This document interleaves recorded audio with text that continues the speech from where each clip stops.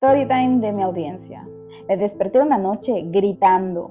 Sabía que había tenido un sueño muy feo, porque era un grito desgarrador y desesperado, y sin embargo no recordaba lo que estaba soñando. Cuando me desperté, decidí levantarme y tomar un poco de agua y volví a la cama. Estaba quedándome dormido cuando sentí que comenzaron a jalar mi cobija, y no contentos con eso, comenzaron a jalarme de las piernas. Fue aterrador, porque no había nadie en la habitación. Prendí la luz, no había nada, ni un alma.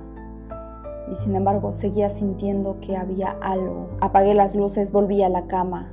Sentí que me jalaban nuevamente. Fue bastante aterrador. Esa noche no descansé bien.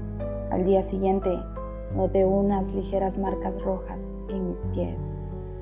¿Fue real lo que viví? ¿Tú qué crees?